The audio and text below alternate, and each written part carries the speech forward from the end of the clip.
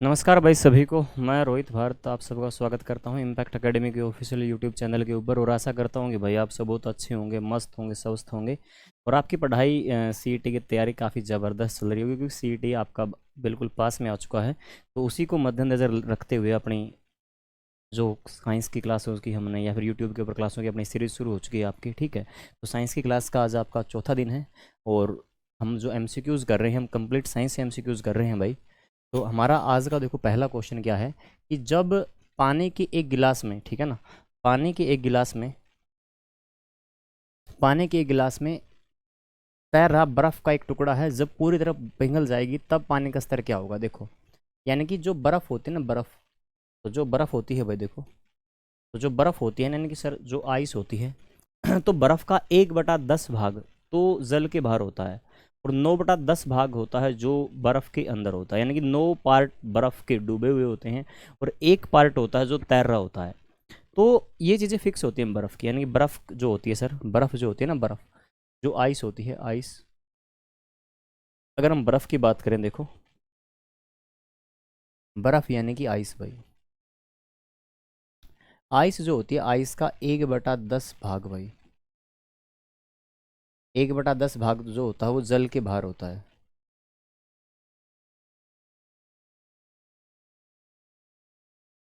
जल के बाहर होता है। और 9/10 भाई, 9/10 भाग क्या होता है, डूबा भाई। 9/10 भाग क्या होता है सर, 9/10 भाग डूबा हुआ होता है, ठीक है। तो जब कोई बर्फ़ एक पानी के गिलास में तैरेगी, ठीक है ना। अब इस पानी के गिलास के अंदर आपने क्या किया, इस पानी के गिलास के अंदर आपने क्या कर दिया सर, एक बर्फ़ का टुकड़ा छोड़ दिया। और जब बर्फ़ का टुकड़ा आपने इसके अंदर छोड़ा तो पानी का स्तर हो गया यहाँ तक का, ठीक है। जब पूरी बर्फ़ पिघल जाएगी, जब पूरी बर्फ़ पिघल जाएगी तो जो पानी का स्तर है ना, वो इतना ही रहेगा जितना अब था, ठीक है ना। तो पानी का जो स्तर रहेगा भाई, देखो, पानी का स्तर क्या रहेगा सर, उतना ही रहेगा। क्या रहेगा, उतना ही रहेगा, सेम रहेगा भाई, ठीक है। याद रखना, पानी का स्तर क्या रहेगा, सेम रहेगा। तो जो जल होता है ना, जल, जल का सर्वाधिक घनत्व, अगर आपसे पूछे जल का घनत्व, यानी कि वाटर डेंसिटी भाई, वाटर की जो डेंसिटी होती है वो डेंसिटी होती है 4 डिग्री सेल्सियस के ऊपर। सबसे ज़्यादा जल का घनत्व जो सबसे अधिक होता है ना, मैक्सिमम जो वाटर डेंसिटी होती है, जो पानी का घनत्व सबसे ज़्यादा होता है ना, तो पानी का घनत्व सबसे ज़्यादा कहाँ पर होता है, 4 डिग्री सेल्सियस के ऊपर सिर्फ पानी का जो घनत्व वो सबसे ज़्यादा होता है, ठीक है। नेक्स्ट भाई, किसके कारण, यानी कि किसके कारण भाई,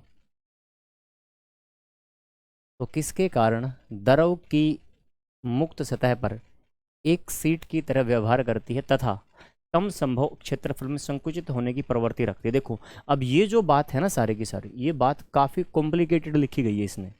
यानी कि इसने कहा है कि जो भी आपका लिक्विड है ना, लिक्विड, तो लिक्विड की एक एबिलिटी होती है, और वो एबिलिटी होती है मिनिमम ऑक्यूपाइंग स्पेस की, मिनिमम ऑक्यूपाइड ए स्पेस। यानी कि जल जो भी आपका लिक्विड होता है, उस लिक्विड की विशेषता होती है वो कम से कम स्थान को घेरे। और यही विशेषता कहलाती है सरफेस टेंशन। क्या कहलाती है भाई, सरफेस टेंशन कहलाती है, याद रखना, पृष्ठीय तनाव, ठीक है।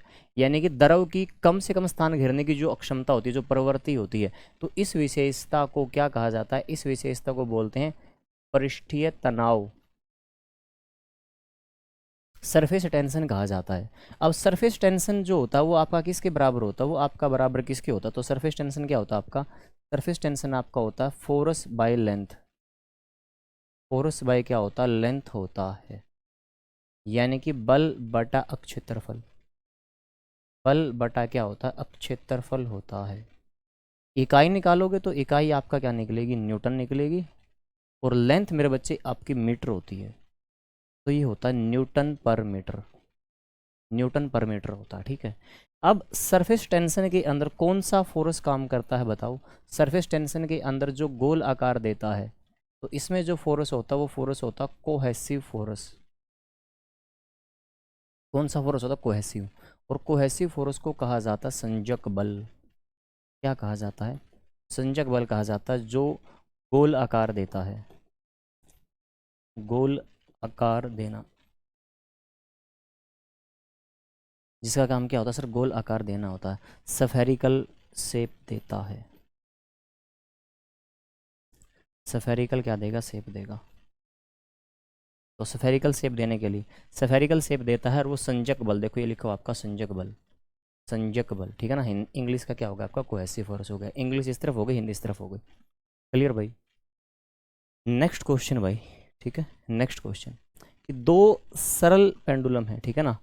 दो सरल पेंडुलम है, दो सरल पेंडुलम है भाई, और जो दो सरल पेंडुलम जो हैं भाई,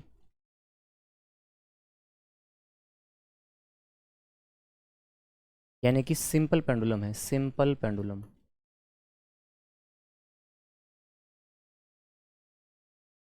सिंपल पेंडुलम का आपका टाइम पीरियड होता है टी बराबर है 2πL/g अंडर रूट। तो ये ध्यान में रखना, टी बराबर 2πL/g, ये आपका सिंपल पेंडुलम होता है, ठीक है। तो इसने कहा कि दो सरल पेंडुलम समान अवधि पर, यानी कि उसने कहा कि सेम टाइम पीरियड के ऊपर, टाइम सेम है, उसके ऊपर वो क्या कर रहे हैं सर, वाइब्रेशन कर रहे हैं, कंपन कर रहे हैं, ठीक है ना। तो उसका उचित कारण क्या होगा, उनका उचित कारण क्या होगा सर, उनकी लंबाई बराबर है, उनके निलंबित कणों का द्रव्यमान समान है। देखो द्रव्यमान समान तो नहीं होता भाई, लंबाई बराबर होती है सही है, लेकिन द्रव्यमान समान नहीं है, ठीक है। लंबाई बराबर है किंतु उनके निलंबित कणों का द्रव्यमान समान आवश्यक नहीं है, बिल्कुल, ठीक है ना। तो आपका आंसर क्या हो जाएगा, तो आपका आंसर यही हो जाएगा, सेकंड ही हो जाएगा, ठीक है ना। सेकंड ही हो जाएगा। देखो लेंथ बराबर होती है, ठीक है ना। लेंथ जो होती है ना, लेंथ यानी कि जो लंबाई होती है सर, वो सेम होती है, लेकिन जो मास होगा उसके पार्टिकल्स का सर, वो अलग अलग होता है। क्लियर। जरूरी नहीं वो समान हो, वो अलग अलग भी हो सकता है। नेक्स्ट, 20,000 से जो कम आवृत्ति की तरंगे होती हैं, देखो जो साउंड वेव होती है ना, साउंड वेव,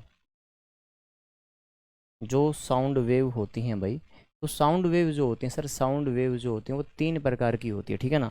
यानी कि जो साउंड वेव होती हैं, जो साउंड वेव होती है यानी कि जो ध्वनि तरंगे होती हैं आपकी, वो 3 प्रकार की होती हैं भाई।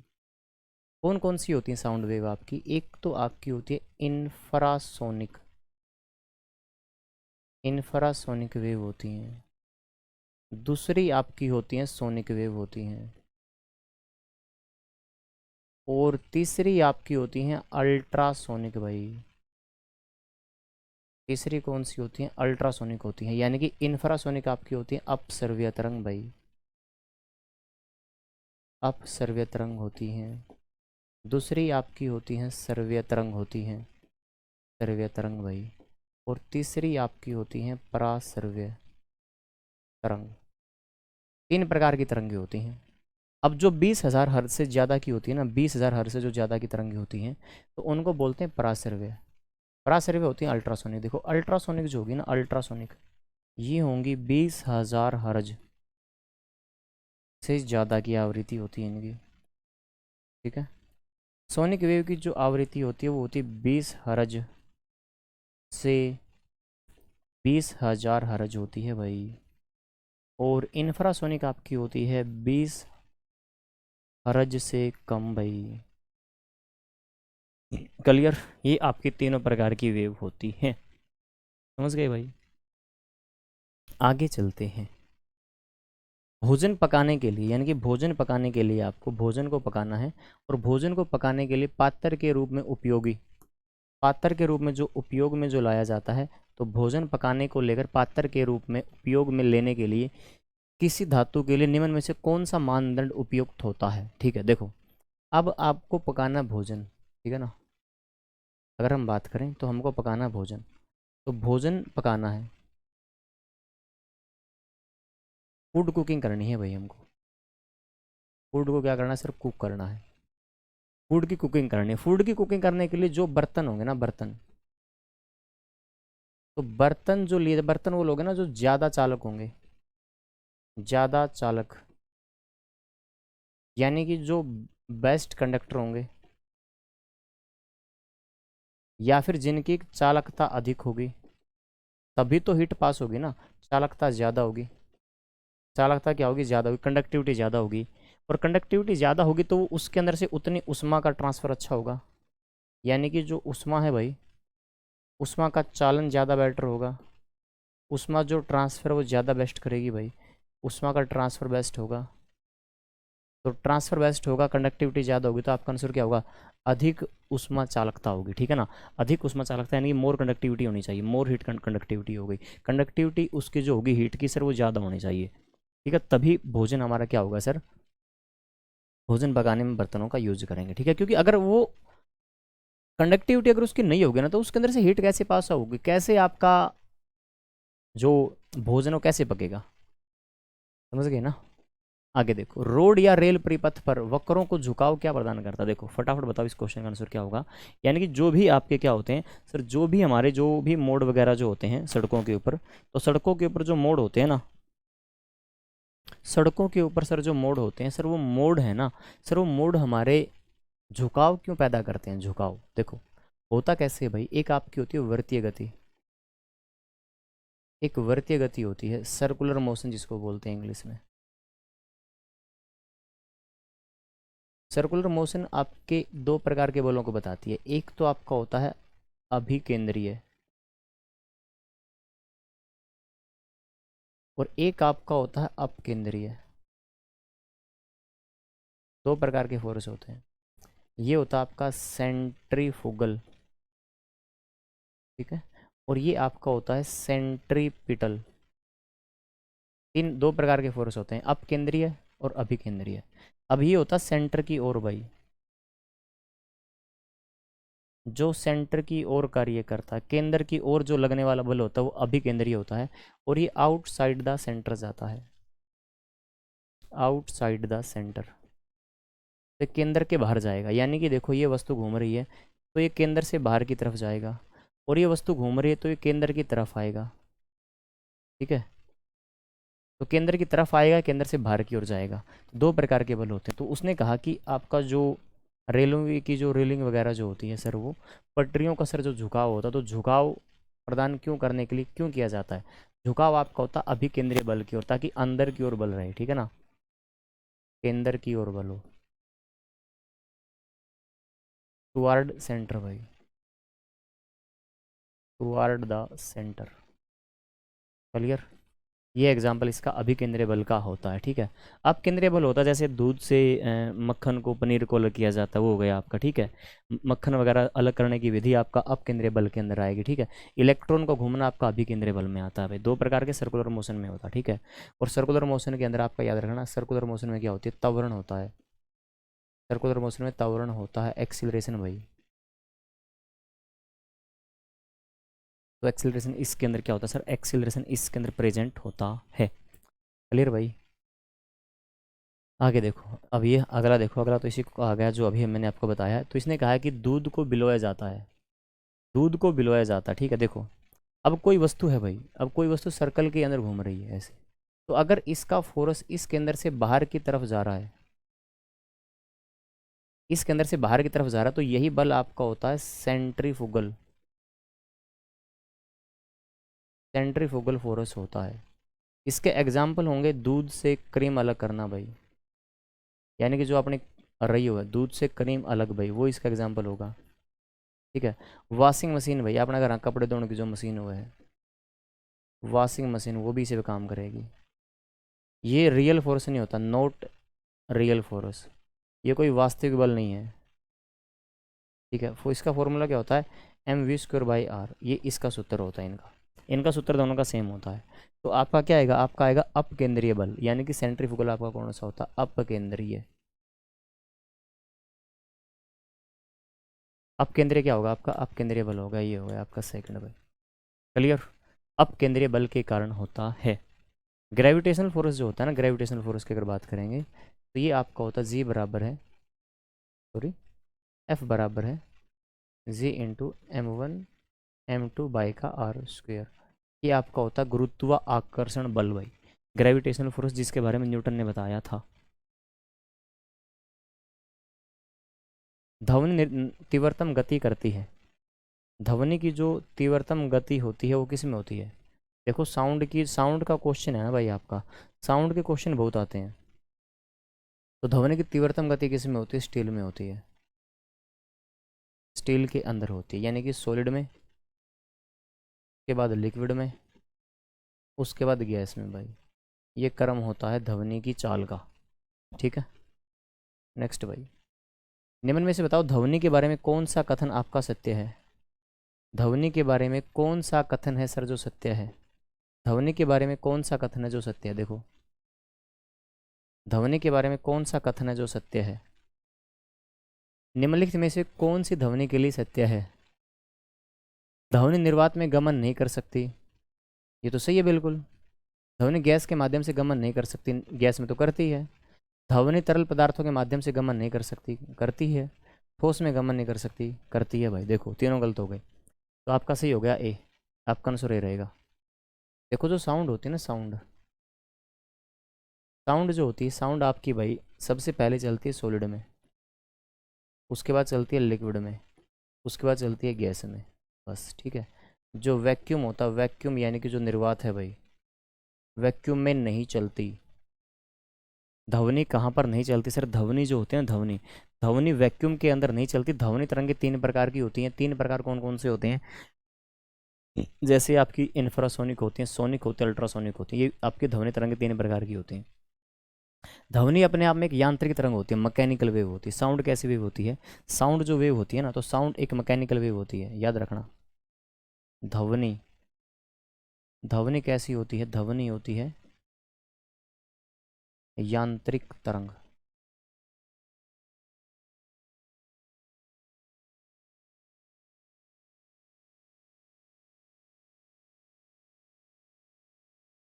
ध्वनि कैसी तरंग होती है, मैकेनिकल वेव होती है, यांत्रिक तरंग होती है, ठीक है ना। यांत्रिक तरंग वही होती है जो माध्यम में चलते हैं, यांत्रिक तरंगे वही होती हैं जो माध्यम में चले भाई।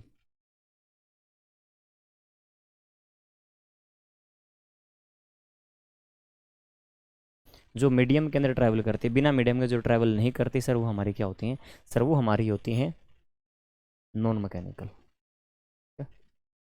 जो बिना मीडियम के ट्रैवल करेंगे नॉन मैकेनिकल, मीडियम में ट्रैवल करेंगे मैकेनिकल। अब थर्मामीटर देखो,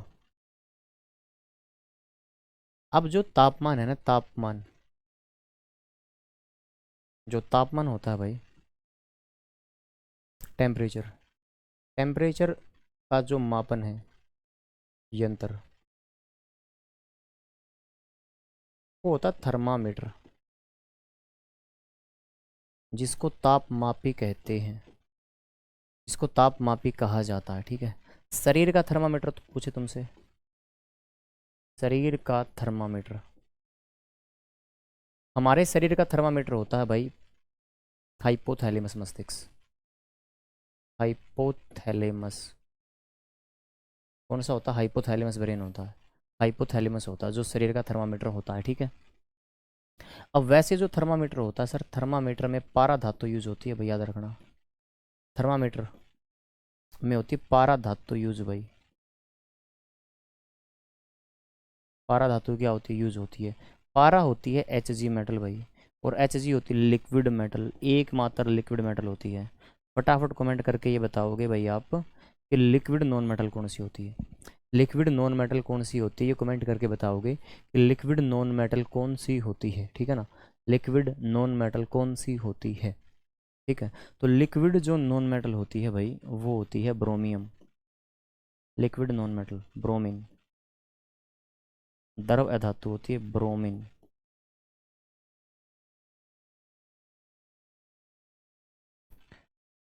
थर्मोमीटर को बनाने वाला फारेनहाइट था भाई, थर्मामीटर जो बनाया था वो फारेनहाइट ने बनाया था, फारेनहाइट वैज्ञानिक का नाम है ये, फारेनहाइट। क्या, तो पारा भाई, पारा का सिंबल होता है Hg, सोना होता है Au, lithium Li, copper Cu। Lithium होती है सबसे हल्की धातु, सबसे हल्की धातु, लाइटेस्ट मेटल भाई। सबसे भारी धातु पूछे, ओस्मियम, सबसे भारी धातु,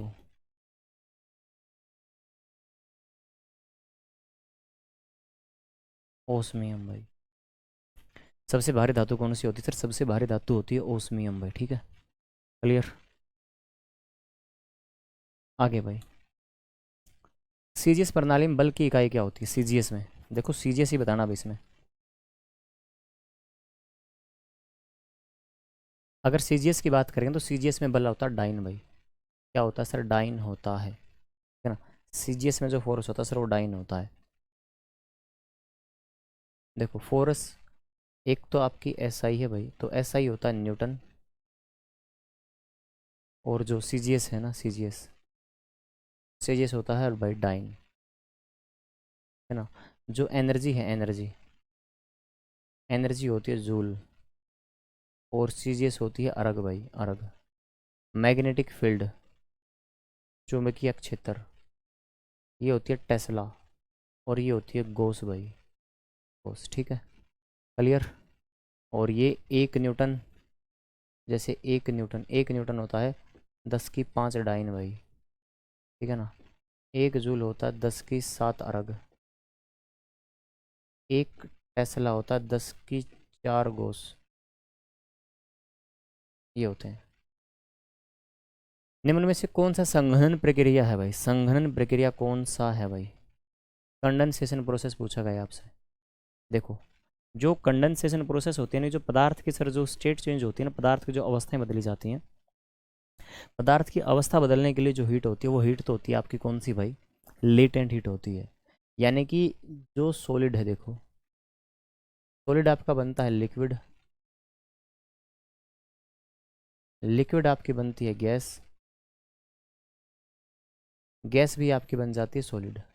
इसका उल्टा भी हो जाता है,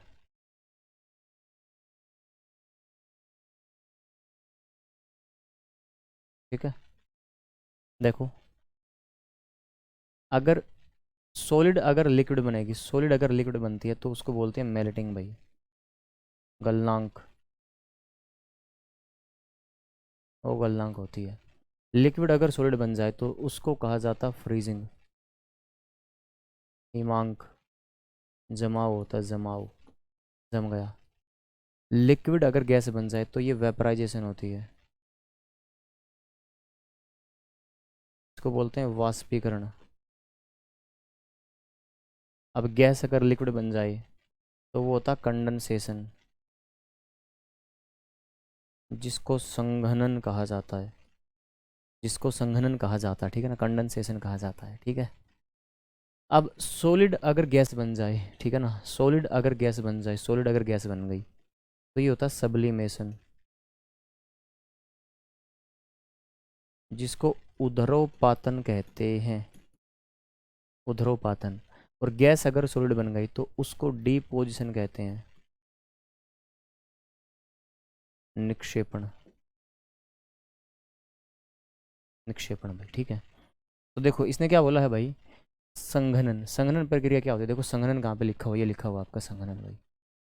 तो गैस का क्या बना? लिक्विड बना। तो देखो जल वाष्प का द्रव अवस्था में लिखा हुआ, water vapour convert into liquid, water vapour convert into liquid is called condensation process, ठीक है।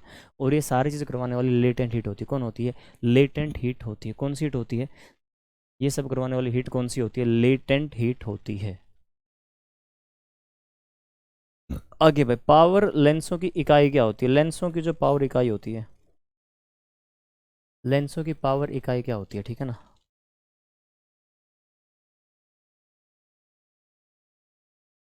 देखो लेंस की जो यूनिट होती है ना, लेंस यूनिट भाई, ये तो बड़ा आसान है, डायोप्टर भाई।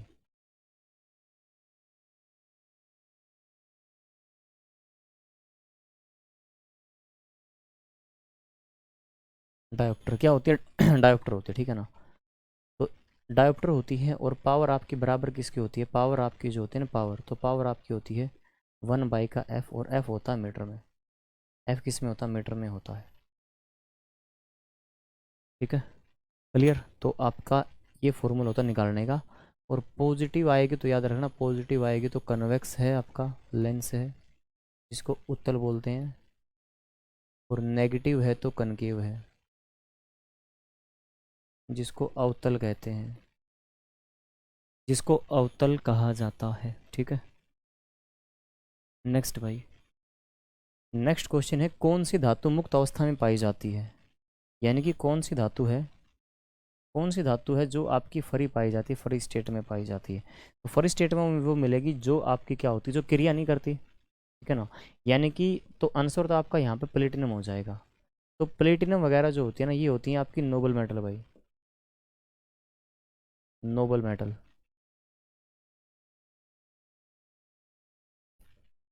नोबल मेटल क्या होती है? नॉन रिएक्टिव, नॉन रिएक्टिव होती हैं, अक्रिय होती हैं, ये क्रिया नहीं करती भाई।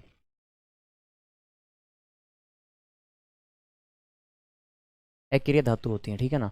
जैसे गोल्ड भाई, गोल्ड भी आपकी यहीं पे आती है, गोल्ड। तो गोल्ड भी आपकी क्या होती है सर? गोल्ड भी आपकी नोबल होती है, ठीक है। और जो नोबल मेटल होती है ना, नोबल मेटल यानी कि नोबल मेटल को एक्वा रेजिया में, एक्वा रेजिया में घोलते हैं।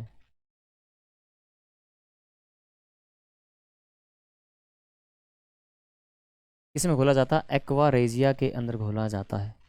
एक्वा रेजिया के अंदर किसको घोला जाता है? एक्वा रेजिया में नोबल मेटल को घोला जाता है भाई, ठीक है ना। क्लियर भाई। स्टेनलेस स्टील के निर्माण में कौन सी धातु होती है? स्टेनलेस स्टील के निर्माण में,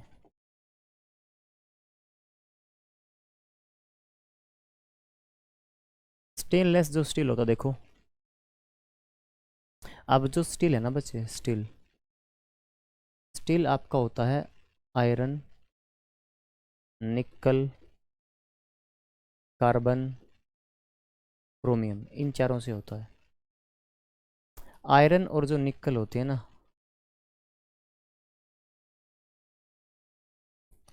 आयरन और जो निकल है,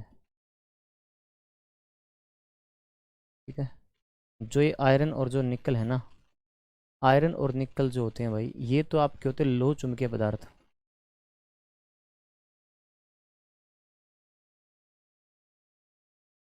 लोह चुंबकीय पदार्थ होते हैं, फेरोमैग्नेटिक होते हैं, फेरोमैग्नेटिक सब्सटेंस होते हैं, लोह चुंबकीय पदार्थ होते हैं, ठीक है। जो कार्बन होता है ना, कार्बन, तो कार्बन कठोरता देता है, कठोरता देना। तो कार्बन का काम क्या होता है सर? कार्बन का काम होता है कठोरता देना, हार्डनेस। तो हार्डनेस देने के लिए कौन होता है सर? हार्डनेस देने के लिए कौन होता है सर? कार्बन होता है। और क्रोमियम जो होता है ना, क्रोमियम, क्रोमियम क्या होता है सर? क्रोमियम होता है anti ferromagnetic, anti ferromagnetic होता है, प्रतिलोह चुंबकीय भाई, ये तो प्रतिलोह चुंबकीय है। ये प्रतिलोह चुंबकीय होता है, एंटी फेरोमैग्नेटिक सब्सटेंस होता है। और एंटी फेरोमैग्नेटिक सब्सटेंस क्या करेगा सर? लोहे की विशेषताओं को कम कर देगा, ठीक है। तो लोहे को जंग नहीं लगता, क्योंकि क्रोमियम ने क्या कर दिया? लोहे के गुणों को कम कर दिया। उसको चुंबक नहीं चिपेगा, क्यों नहीं चिपेगा? क्योंकि सर क्रोमियम ने क्या कर दिया सर? लोहे की विशेषता को कम कर दिया, ठीक है। तो स्टेनलेस स्टील में, स्टील के अंदर कौन सी धातु मिलाई जाती है? तो वहां पर जो धातु उसके साथ मिलाई जाती है वो आपकी क्रोमियम होती है। कौन सी होती है? क्रोमियम, क्योंकि आयरन और निकल तो आपके होते ही हैं, और कार्बन सर नॉन मेटल होती है, जो इसको क्या देती है सर? जो इसको कठोरता देती है, हार्डनेस देती है। तो हार्डनेस देने के लिए कौन होता है सर? हार्डनेस देने के लिए कौन होता है? हार्डनेस देने के लिए होता है कार्बन। और लोहे के गुणों को कम करने के लिए कौन होता है सर? क्रोमियम होता है। क्रोमियम भाई, क्रोमियम का सिंबल होता है Cr, और नंबर होता है 24। हाँ, कॉन्फ़िगरेशन याद रखना इसका, एटॉमिक कॉन्फ़िगरेशन जो होता है, आर्गन 18,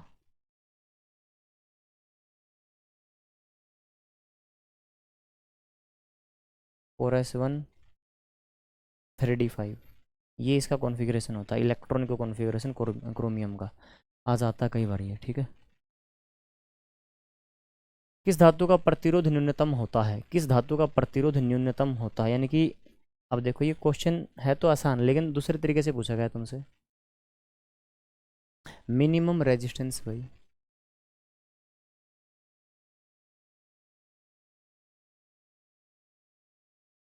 अब जो रेजिस्टेंस होता है ना, रेजिस्टेंस, जो रेजिस्टेंस होता है ये आपके इनवर्स होता है किसके? कंडक्टेंस के, यानी कि चालकता ये होती है, और ये आपका प्रतिरोध होता है। तो जितने प्रतिरोध और जो आपके चालकता है वो आपकी अपोजिट होती है, वो क्या होती है? विपरीत होती है। अगर रेजिस्टेंस ज़्यादा है तो कंडक्टेंस कम मिलेगी, और रेजिस्टेंस कम है तो कंडक्टेंस ज़्यादा मिलेगी। तो इसने पूछा कि प्रतिरोध न्यूनतम आपकी कम हो गई, तो चालकता ज़्यादा, यानी कि बेस्ट कंडक्टर कौन होती है? तो जो बेस्ट कंडक्टर होती है ना,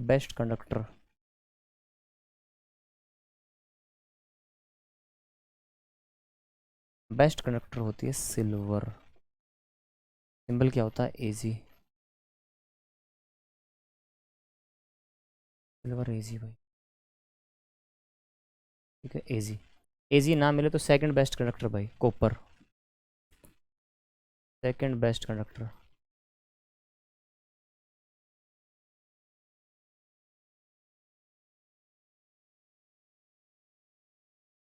कॉपर भाई, कॉपर, ठीक है ना, कॉपर सेकंड बेस्ट कंडक्टर होती है कॉपर भाई।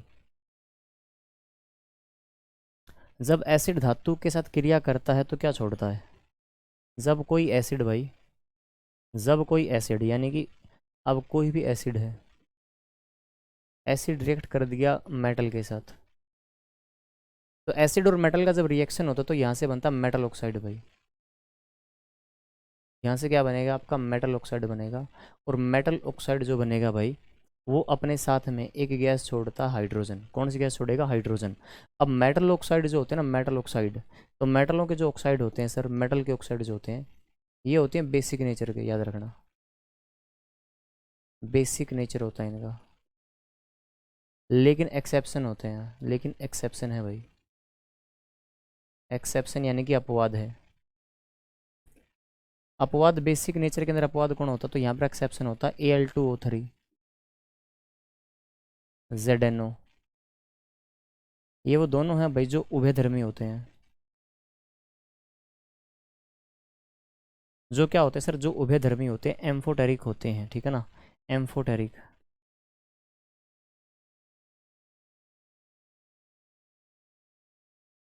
जो एम्फोटेरिक होते हैं। और हाइड्रोजन गैस जो होती है ना, हाइड्रोजन गैस, देखो वहाँ पे लिखा हाइड्रोजन गैस। हाइड्रोजन गैस भाई पोप साउंड के साथ बाहर आती है, याद रखना, पोप साउंड के साथ बाहर आती है। तो किस साउंड के साथ बाहर आएगी सर? पोप साउंड के साथ बाहर आती है हाइड्रोजन गैस। कौन सी गैस? हाइड्रोजन गैस, ठीक है, क्लियर भाई। नेक्स्ट क्वेश्चन की ओर मूव ऑन करते हैं। फटाफट बताओ, आवर्त सारणी में जो हमारी संख्या है वो किसके आधार पर निर्धारित होती है? आवर्त सारणी के अंदर सर जो टेबल होती है हमारी, वो टेबल किसके आधार पर आधारित होती है? बताओ फटाफट। क्या रहेगा इस क्वेश्चन का आंसर भाई? यानी कि जो पैरोडिक टेबल हमारी है, तो पैरोडिक टेबल के अंदर भाई, तो पैरोडिक टेबल के अंदर भाई,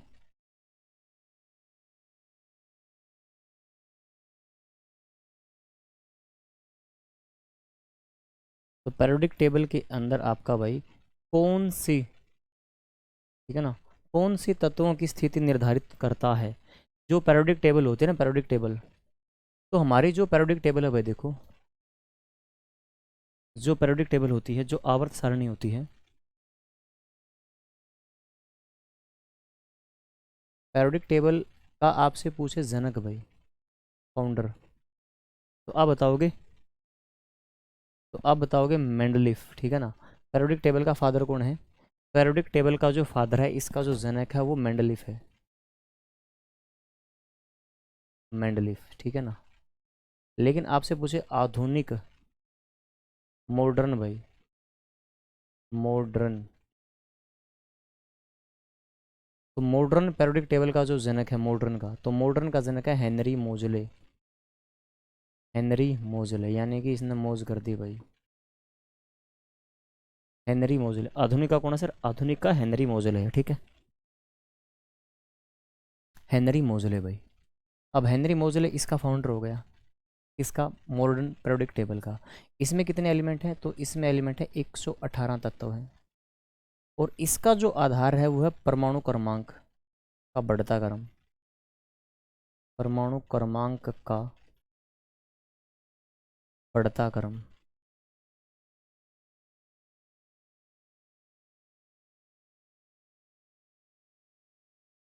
इंक्रीजिंग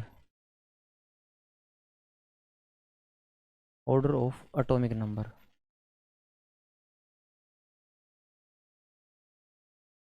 अब increasing order of atomic number, जो एटॉमिक नंबर होता है ना, एटॉमिक नंबर, जो एटॉमिक नंबर है, वो आपका होता है जेड। क्या होता है सर? आपका जेड होता है, एटॉमिक नंबर होता है। और ये किसके बराबर होता है? ये बराबर होता है नंबर ऑफ प्रोटॉन के। नंबर ऑफ प्रोटॉन और एटॉमिक नंबर दोनों बराबर होते हैं। तो देखो यहाँ पे अब आपको प्रोटॉन मिल जाएगा। तो आंसर क्या हो जाएगा हमारा? प्रोटॉन भाई। क्लियर? क्या हो जाएगा सर? हमारा प्रोटॉन हमारा आंसर हो जाएगा। क्लियर? अब चलते हैं नेक्स्ट की ओर भाई। कुकिंग गैस किसका मिश्रण होती है? कुकिंग गैस जो फूड कुकिंग गैस होती है ना, फूड कुकिंग भाई। तो फूड कुकिंग जो गैस होती है हमारी सर, फूड कुकिंग गैस कौन सी होती है? देखो फूड कुकिंग यानी कि एलपीजी। एलपीजी होती है लिक्विफाइड पेट्रोलियम गैस भाई। लिक्विफाइड पेट्रोलियम गैस जो एलपीजी होती है। एलपीजी आपका होता है किस किस का? ब्यूटेन का, प्रोपेन का, ब्यूटेन प्रोपेन, और एक होती है मैथेन। लेकिन इनमें मेन ब्यूटेन और प्रोपेन होते हैं। देखो यहाँ पर आपको मिल जाएगा, इसमें है क्या? ब्यूटेन और प्रोपेन का, ये होगा बिल्कुल बेस्ट, ब्यूटेन प्रोपेन। ब्यूटेन का सूत्र याद रखना, C4H10 होता है मेरे बच्चे। प्रोपेन C3H8 होती है बच्चे। और मैथेन आपकी होती है CH4 होती है बच्चे। CH4 भाई। क्लियर? नेक्स्ट भाई, जो ऑटोमोबाइल्स होते हैं, तो ऑटोमोबाइल्स के अंदर ऑटोमोबाइल बैटरियों के, यानी बैटरी एसिड कौन सा होता है? देखो तो देखो, एक होता है हमारा बैटरी एसिड। जो बैटरी एसिड होता है वो H2SO4 होता है। यही होता है king of acid. King of acid. यही होता है ऑयल ऑफ विट्रोइल। ऑयल ऑफ विट्रोइल होता है। यही आपका एसिड रेन में होता है। Acid rain. ठीक है। तो आपका बैटरी एसिड में कौन सा होता है? बैटरी एसिड आपका सल्फ्यूरिक अम्ल होता है। हाइड्रोक्लोरिक अम्ल HCl ये आपका पेट में होता है, पेट में, अमाशय में। नाइट्रिक अम्ल आपका जो होता है वो एसिड रेन में भी होता है, एक्वारेजिया में भी होता है। सिट्रिक, सिट्रिक आपका होता है, सिट्रिक आपके खट्टे फलों में होता है। खट्टे फल जो होते हैं, प्योर फलों में होता है, खट्टे फलों में सिट्रिक एसिड। ठीक है। नींबू वगैरह हो गया जैसे। आगे भाई, 24 कैरेट। 24 कैरेट सोने को, यानी कि जो आपका 24 कैरेट का जो गोल्ड है, ठीक है ना, 24 कैरेट गोल्ड को बनाने के लिए तांबे के साथ कौन किसको मिश्रण में किया जाता है? कौन सी धातु होती है? देखो जो हमारा प्योर गोल्ड होता है ना, प्योर गोल्ड। तो जो प्योर गोल्ड है भाई, प्योर गोल्ड होता है आपका 24 कैरेट का। इसका होता है 24 कैरेट का होता है प्योर गोल्ड आपका। और प्योर गोल्ड के आपके आभूषण नहीं बनते भाई, याद रखना, आभूषण नहीं बनते। आभूषण नहीं बनते भाई। प्योर गोल्ड के आपके आभूषण नहीं बनते हैं। आपके ज्वेलरी नहीं बनाई जाती, प्योर गोल्ड की ज्वेलरी कभी नहीं बनती भाई। तो गोल्ड की बनती है 22 की भाई, यानी कि 22 कैरेट का। तो 22 कैरेट के साथ में मिलाई जाती है चांदी भाई। चांदी यानी कि सिल्वर। ठीक है ना? चांदी यानी कि सिल्वर भाई। और सिल्वर क्या करेगा सर? सिल्वर इसको क्या करेगा? कठोर करेगा, हार्ड करेगा। तो चांदी मिलाई जाती है। क्या मिलाई जाती है? चांदी भाई। इसके साथ में चांदी मिलाई जाती है।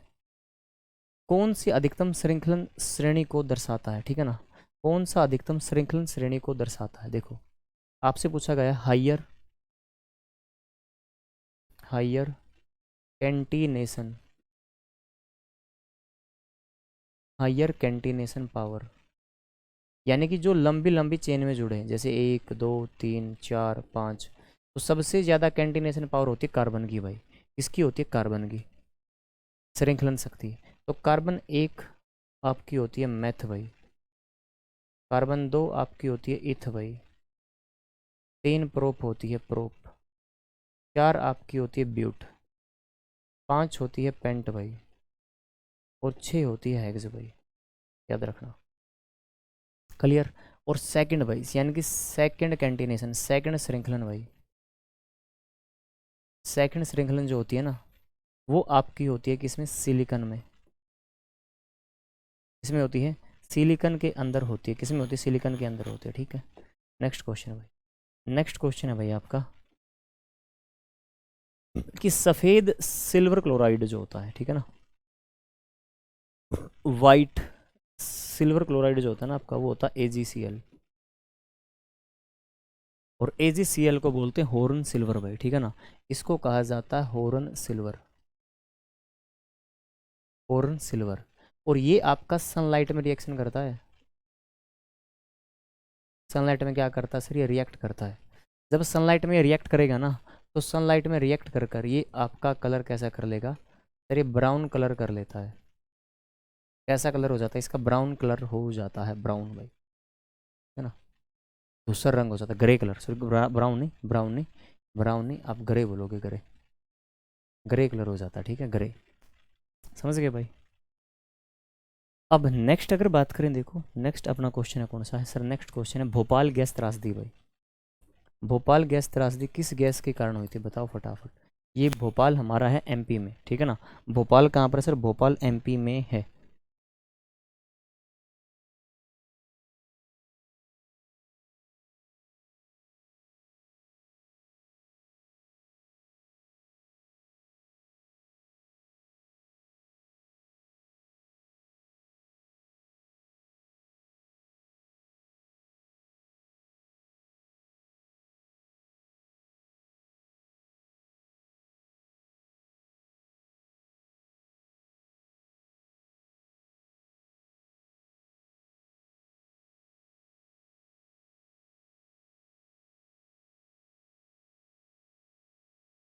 फटाफट बताओ इस क्वेश्चन का आंसर। देखो भोपाल गैस त्रासदी जो हुई थी ना, जो भोपाल गैस त्रासदी हुई थी भाई, वो हुई थी मेथाइल आइसोसाइनेट गैस के कारण हुई थी।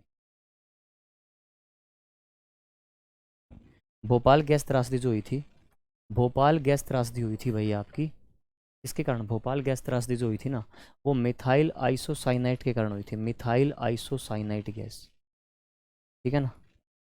मिथाइल आइसोसाइनाइट गैस के कारण ऐसा हुआ था, ठीक है। और भोपाल कहाँ पर है, भोपाल एमपी की राजधानी है भाई, एमपी के अंदर है। कब हुई थी ये, 3 दिसंबर 1984 को हुई थी। 2 दिसंबर की रात थी, 3 दिसंबर की सुबह थी, ठीक है। हीलियम गैस सबसे हल्की होती है, ठीक है ना, हीलियम गैस सबसे हल्की गैस होती है एक्रिय गैसों में, नोबल गैसों में। निम्न में से कौन सी भूरा कोयला होता है, ठीक है ना, भूरा कोयला कौन सी निम्न श्रेणी का कोयला होता है, निम्न श्रेणी का, लो क्वालिटी का, भूरा मैं बोलूँ, लो क्वालिटी, लो क्वालिटी। तो लो क्वालिटी का होता है लिग्नाइट भाई, कौन सा होता है, लो क्वालिटी होती है लिग्नाइट की, होती है लो क्वालिटी। और तुमसे पूछे सबसे हाई क्वालिटी, एंथ्रासाइट आपका होता है सबसे हाई क्वालिटी का।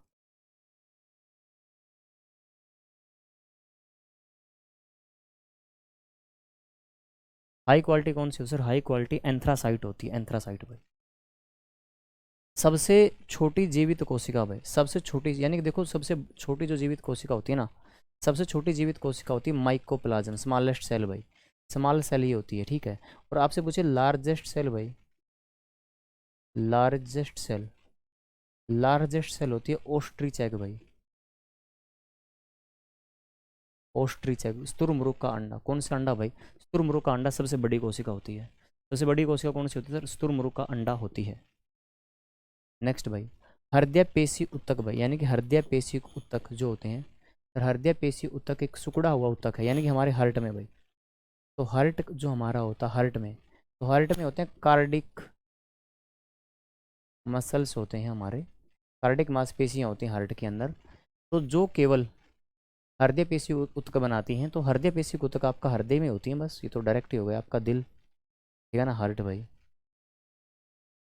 हार्ट, ठीक है। आगे, वनस्पति पदार्थ, वनस्पति पदार्थ जो होते हैं भाई आपके, देखो अगर वनस्पति पदार्थों की बात करें, तो वनस्पति पदार्थों का जब भी हम इनको तोड़ेंगे, जब भी वनस्पति पदार्थ टूटते हैं, इनका विघटन होता है, डीकम्पोजिशन होती है, तो इनकी जब भी क्या होगी, जब भी इनका डीकम्पोजिशन होगा, जब भी इनका डीकम्पोजिशन होता है, तो इनकी डीकम्पोजिशन के कारण,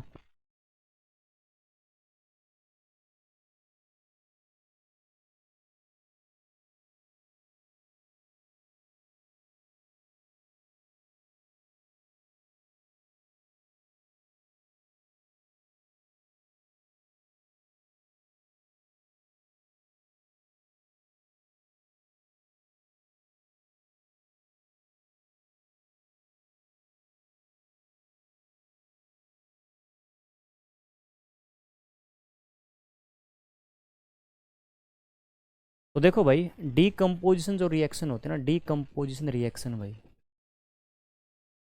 डीकम्पोजिशन में क्या होता है कि सर चीज़ें टूटती हैं, जब टूटती है ना, यानी कि डीकम्पोजिशन, जब भी वनस्पति पदार्थ जड़ सलेंगे गलेंगे ऐसे मान लो, जब उनको कंपोस्ट किया जाएगा तो उनके अंदर से हीट बाहर निकलती है, ठीक है ना, उनके अंदर से हीट बाहर निकलती है, और जो हीट बाहर निकलती है वो आपके क्या होते हैं, उष्मोत्सर्जी होते हैं, ठीक है ना। एक तो होते हैं एंडोथर्मिक, एंडोथर्मिक तो क्या करेंगे, एंडोथर्मिक ये तो हीट को क्या करेंगे, एब्जॉर्ब, ये तो हीट को क्या करेंगे, एब्जॉर्ब करेंगे।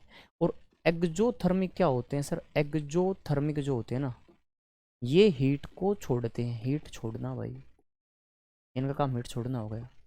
तो प्रकाश संश्लेषण उष्माशोषी होती है, याद रखना, प्रकाश संश्लेषण जो होती है, फोटोसिंथेसिस, फोटोसिंथेसिस आपकी क्या होती है, फोटोसिंथेसिस जो होती है ना, फोटोसिंथेसिस आपकी उष्माशोषी होती है, एंडोथर्मिक होती है, ठीक है, क्लियर भाई। कॉन्स्टेबल के एग्जाम में आया था ये क्वेश्चन, ये ठीक है, ये तो हम देखते नहीं किस में क्या आया था, क्योंकि तुम्हारे सामने सब लिखा हुआ है। देखो जो नीचे की तरफ लिखा होता है ना, नीचे की तरफ जो ये लिखा होता है, ये इसका एग्जाम होता है कि जिस एग्जाम में आया हुआ है। कौन सा प्रकाश संश्लेषण के लिए आपका आवश्यक नहीं है, यानी कि फोटोसिंथेसिस के लिए कौन नहीं है भाई, फोटोसिंथेसिस के लिए कौन नहीं चाहिए, फोटोसिंथेसिस के लिए CO2 चाहिए, बिल्कुल चाहिए, ऑक्सीजन नहीं चाहिए भाई, तो आपका आंसर क्या होगा, तो हमारा आंसर ऑक्सीजन ही हो जाएगा, आंसर क्या होगा, ऑक्सीजन होगा। क्लोरोफिल भी चाहिए, सूर्य का प्रकाश भी चाहिए, इन तीनों की सहायता से हमारे प्रकाश संश्लेषण की क्रिया होती है, और प्रकाश संश्लेषण की क्रिया के अंदर कौन आपका ऑक्सीजन बनता है, ठीक है। राइबोजियम किसको फिक्स करेगा, देखो जो राइबोजियम बैक्टीरिया होता है जो जड़ों में पाया जाता है, ठीक है ना।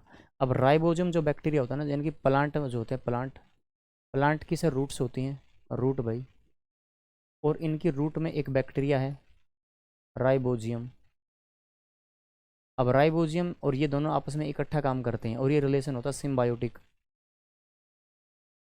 सिम्बायोटिक यानी कि सहजीवन होता है, क्या नाम है, सिम्बायोटिक।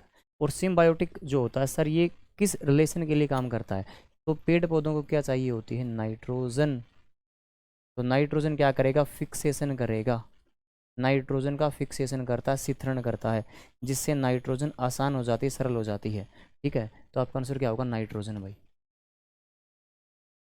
आगे भाई, निम्न में से कौन सा पॉलीसेकेराइड है, पॉलीसेकेराइड जो होते हैं देखो, जिसमें एक से ज़्यादा, दो से ज़्यादा, या फिर आप बोलो 3 प्रकार की सेकेराइड होती हैं। एक तो होती है मोनो, जिसमें होती है सिंगल यूनिट होती है, एक होती है आपकी डाई, जिसमें आपकी 2 से लेकर आप 10 तक कह सकते हो आज के टाइम में, और एक होती है पॉली, जिसमें होती हैं N यूनिट भाई।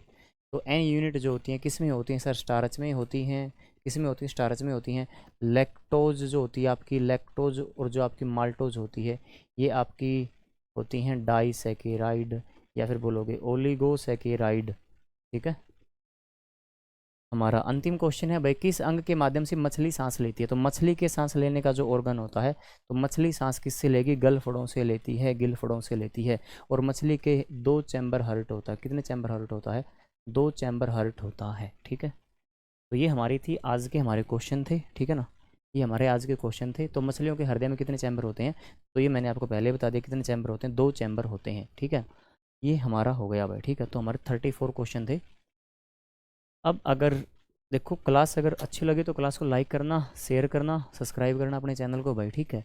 और ऐसी क्लासेस आपको अब लगातार मिलती रहेंगी, ठीक है। और अपने तैयारी को दिल लगाकर, मन लगाकर, खींच कर करो अच्छे तरीके से, ठीक है। तो इन्हीं शब्दों के साथ जय हिंद, जय भारत भाई।